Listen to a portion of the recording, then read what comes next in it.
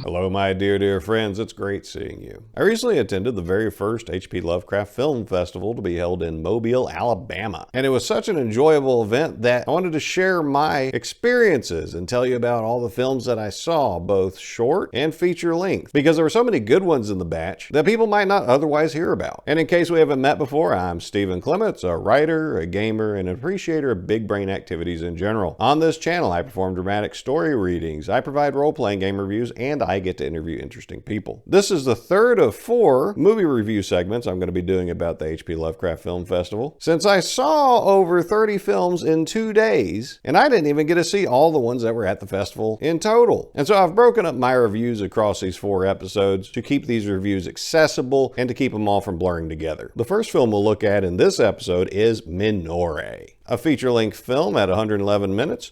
This is how it markets itself in the film festival program. On a steamy summer night at the Greek seaside, full of music, dancing, and taverna food, suddenly a sudden mist descends, and strange creatures plague the city, attacking people and drawing others into the sea with strange dreams. A group of musicians join forces with a lost sailor in search of his wayward Greek father, along with a waitress, a bodybuilder, their granny, some local criminals, and an undead priest, banding together to fight back against the otherworldly invaders. This movie was screamingly Greek and a heck of a lot of fun. Having studied the Greeks throughout history and what they're like, this movie hits all kinds of tropes. And for the lazy Mediterraneans in the audience, please let me know if I missed some or if you think I got any wrong. But either way, do put those thoughts in the comments. This movie opens with a Greek Henry Cavill arguing with his hotelier if he can get a room discount if he brings home clean women instead of dirty girls. There was a lot of shirtless hot guys on display, and absolutely no women in any state of undress. There's yearning for lost loves, bazookies, dancing, drinking, the sea, the difficulty of the Greek language. None of the characters have a sense of personal space. Coffee, nagging grandmas. The story takes forever to get to work, but winds up getting the job done when it feels like it. Aesthetically, it's a beautiful movie.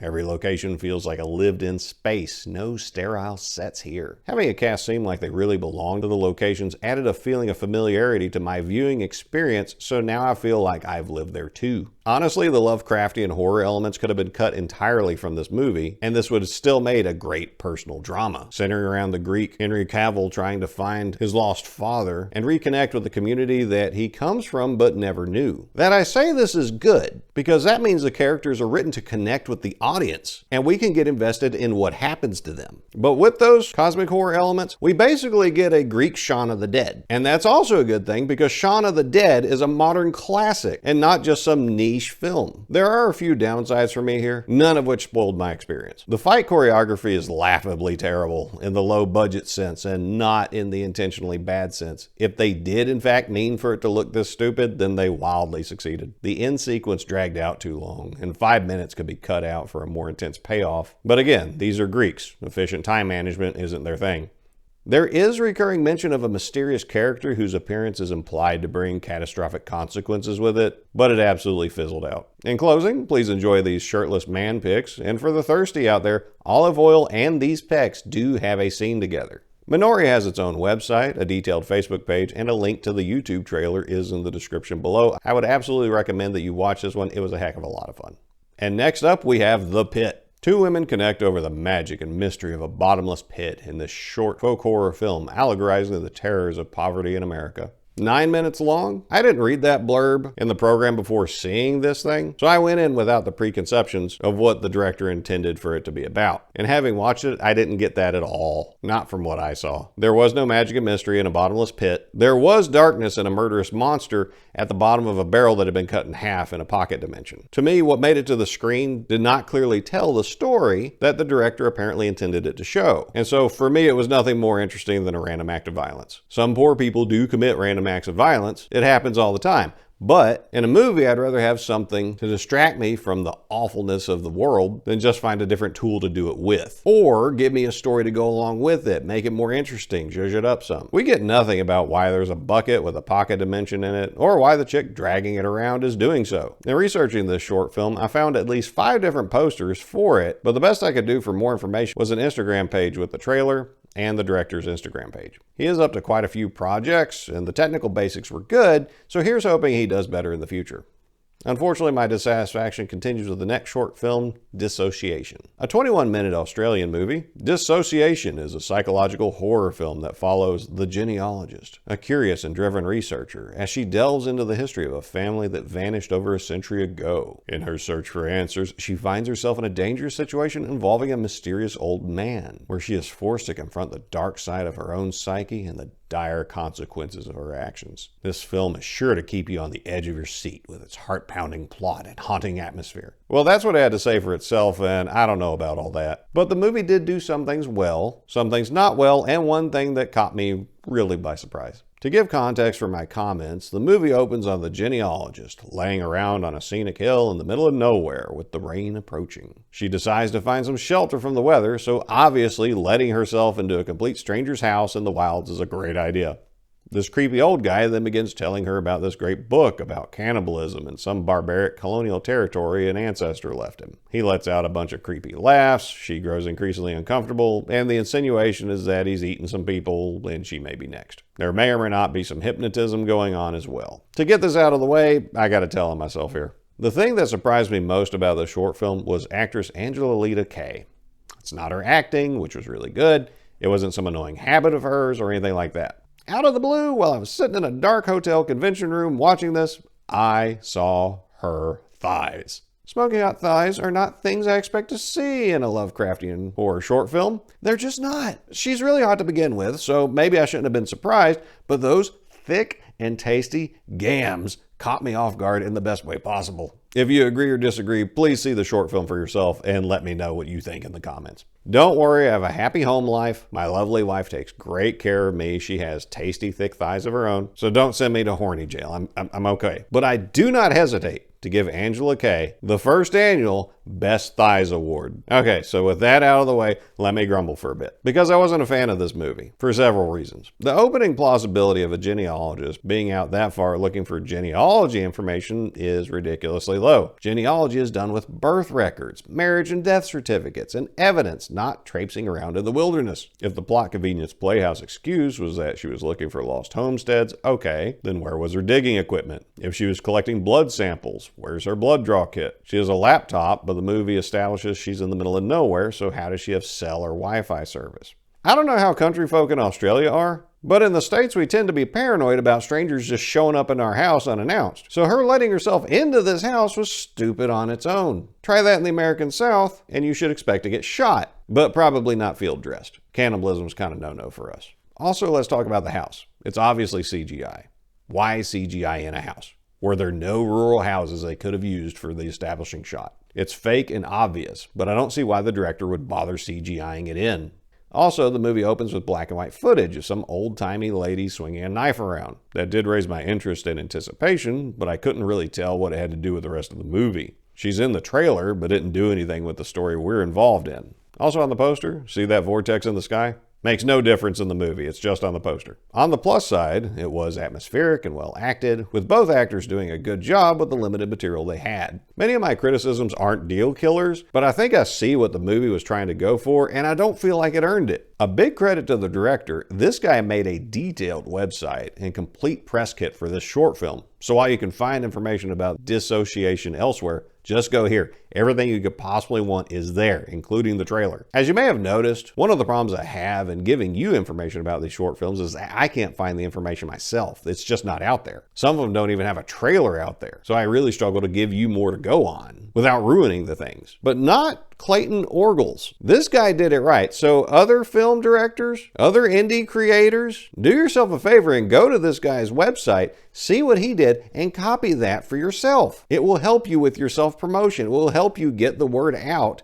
to people who could possibly be interested in what you're doing. And now this does claim to be based on the HP Lovecraft short story, The Picture in the House, which I don't remember having read. If you have read it and feel like it could have explained everything that I griped about, please put that in the comments. So now we move from a dubious award-winning Australian film to a short film made in a country I dearly love. And that takes us to Our Telltale Heart, a 10-minute Portuguese interpretation of Poe's The Telltale Heart. Here's what it has to say, word use error and all. The famous short story by North American, worldwide known writer Edgar Allan Poe takes a twisted and never-seen turn when adapted to the controversial and harsh world of the Portuguese dictatorship times of the new state in the 20th century. While I didn't see any signs of a Portuguese dictatorship in this short film, what I did see looked good. Moody and well acted, Ruti Moreira leads us through the film in every way and gives a compelling performance in this story of an abusive relationship. My only gripe is that I don't get the twist at the end, which will be unmissably obvious to the viewer what I'm talking about, and the final shot gave me the impression that it had just showed me something really important but was completely lost on me. I didn't see anything in the film that would lead me to understand the reveal or its significance. But that is a teeny tiny gripe. This film is worth your watch. We have a trailer on YouTube, and for more information, it looks like director Miguel Ferreira is the one to follow, and he is keeping busy, so we'll probably see more from him in the future.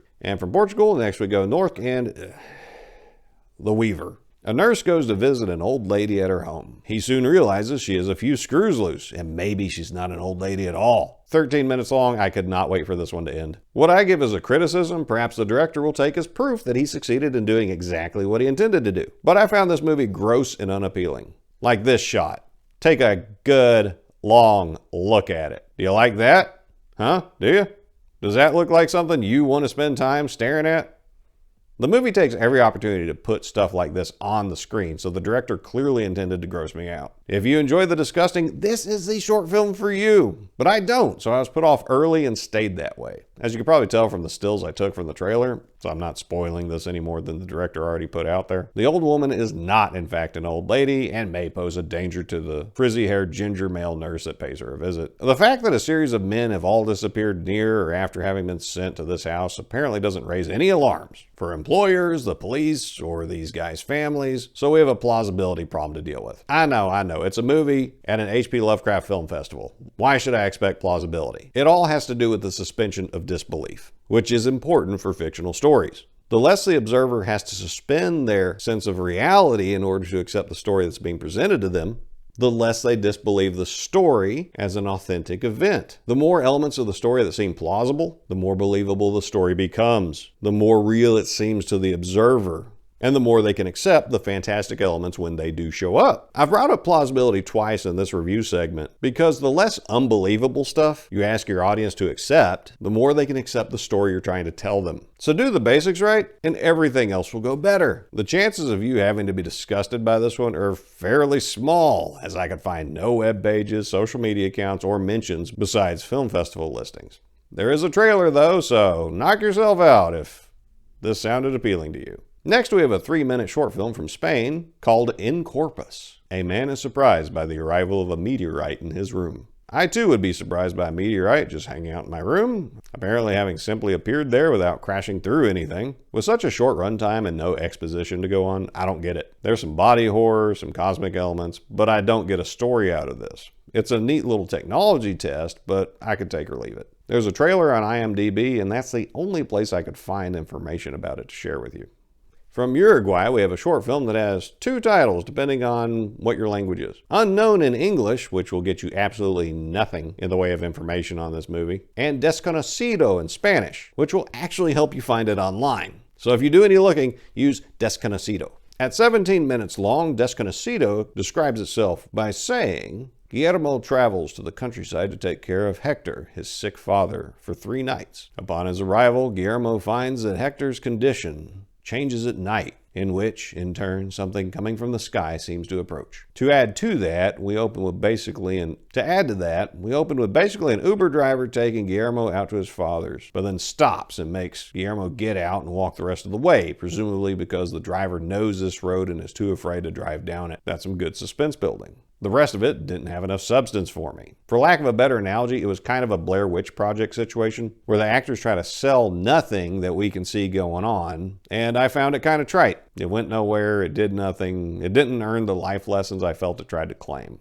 It wasn't bad, but it had room for improvement. The only places I found anything about it was YouTube, which has a trailer and is the main place the director works out of, and the IMDb page was helpful. So far in this segment, we started off strong with Minore. We hit some rough patches with some unpolished short films, but things are about to get good. because we're going to talk about the Emissaries. 3 emissaries from a new wave cult arrive on the doorstep of a remote ranch. Tasked by their leader, they are on a mission to acquire the land for the group's upcoming resettlement, a mission that becomes more complicated when the old couple who own the ranch refuse to sell it. The website adds, in a cautionary tale of how what binds us can also blind us, twisted secrets gradually reveal that nothing at the Barnes Ranch is what it seems to be. I don't want to spoil any of it, but I thoroughly liked what I saw. Apparently the director's graduation project from the American Film Institute, this film speaks well of Jesse Nesser's ability to tell a story, so hopefully we see more from him. This had bits of humor, worked with subtleties, had an incredibly satisfying reveal, and really worked its atmosphere.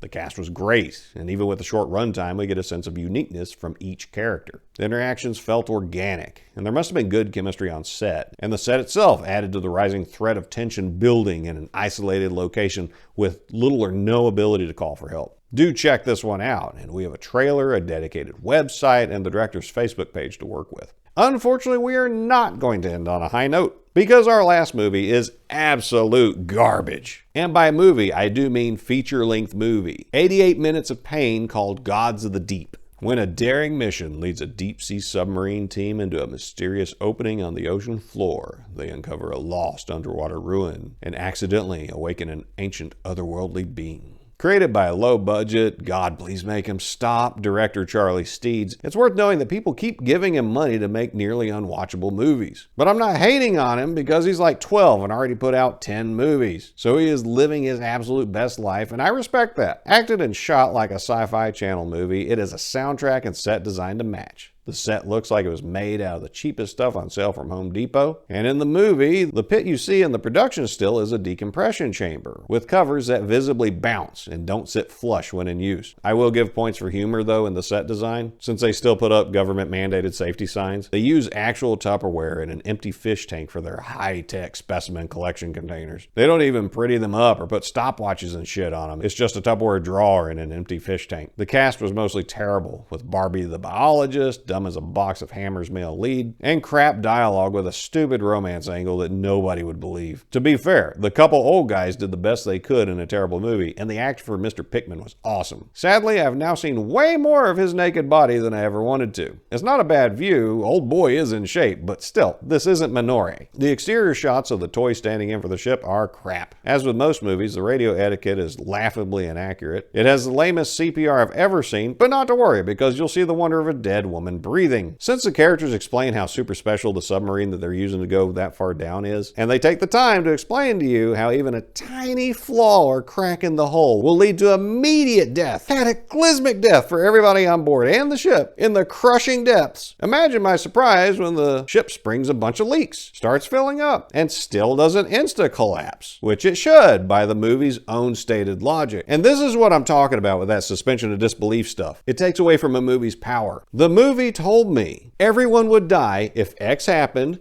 X did happen, and everyone didn't die because of it. X happened, and then nothing. Not even a miraculous save by the crew to demonstrate their proficiency, competency, and genius, or some bit of dialogue that explains why everything is in fact fine. So Charlie, you suck at storytelling. And how do I know that? It's because you care so little about your own story that you seem to have forgotten that it was even there while filming it. And while I don't have any shots to share with you about this, which we're going to talk about in a second as to why I don't, I am not going to knock what they find in the ocean depths, the God of the Deep they do encounter. I thought it was cheesy kaiju fun. They get a pass from me on that. For having probably the biggest budget of every movie in this segment, Gods of the Deep has virtually no online presence, and a bunch of links to its production company, Dark Temple. If you find some way to enjoy low budget and not good Sci-Fi Channel level of quality movies, this is for you. If you want any part of the storytelling to be competent, go with any of the other feature-length films we discuss in this segment or any of the others. That's all the reviews for this segment, but if any of these short films or feature-length films made you say, Steven, my dear, dear friend, I would love to see these things, but I don't know how. How can I do that? Well, I've got you covered. Since these short and some of these feature-length films are on the film festival circuit, they can't be released commercially or even for free and still receive consideration to get into these film festivals. Sadly, the HP Lovecraft Film Festival online streaming event for December has already passed, so that's one option we no longer have for you to see them. However, each year's HP Lovecraft Film Festival short film collection eventually winds up on a DVD or Blu-ray for that year's festival, and those are usually priced $20 to $25 each. And they are so worth buying that I have the whole collection. And I have no financial interest in any of this. I just want people to have the ability to see and enjoy these things for themselves if any of these sounded interesting to you. And so, my dear friends, as always, I thank you for your time. And as we part for now, I wish you nothing but the best.